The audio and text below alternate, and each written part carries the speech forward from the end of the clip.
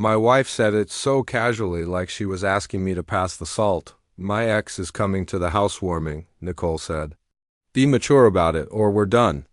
I looked up from the kitchen counter, a box cutter still in my hand. We'd moved into this house just 3 weeks ago. 4 bedrooms on a quiet street. I paid for it in cash after 22 years of overtime, bonuses, and skipped vacations. My name was the only one on the deed. Your ex? I asked. Yes, she replied, her eyes already back on her phone. Cameron, he's in town. We're adults. Don't make this weird. That sentence hit harder than the ultimatum. Don't make this weird. As if it wasn't already. Nicole and I had been married for 23 years.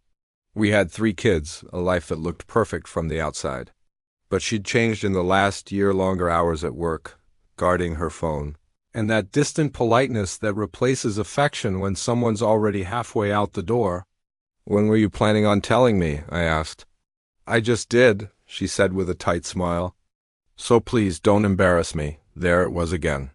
Not about us, not about our marriage, just her. I simply nodded.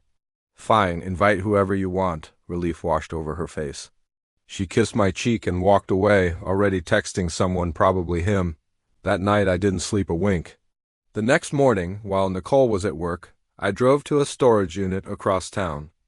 I unlocked it and just sat on the cold concrete floor for a long time before finally opening the boxes inside. Deed papers. Bank statements and screenshots. Screenshots I'd saved months ago when her phone had mistakenly synced to the cloud. I saw the late-night texts, the inside jokes, the lunches that lasted 3 hours. There was nothing explicit, but it was clear enough. An emotional affair disguised as friendship. I hadn't confronted her back then.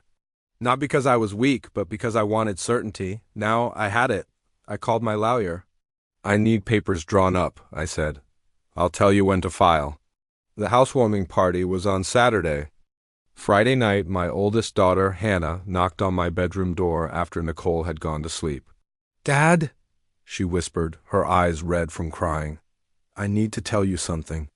She told me she'd seen Nicole and Cameron together months ago. Holding hands, kissing, Nicole had made her promise not to tell me, saying it would destroy the family. I hugged my daughter until she stopped shaking. You did nothing wrong, I told her. Nothing. And in that moment, any hesitation I had just vanished.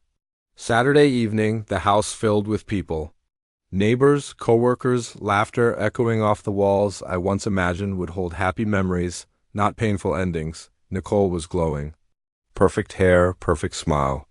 She was putting on the performance of a woman who was confident she controlled the whole story. At 6:32 p.m., the doorbell rang.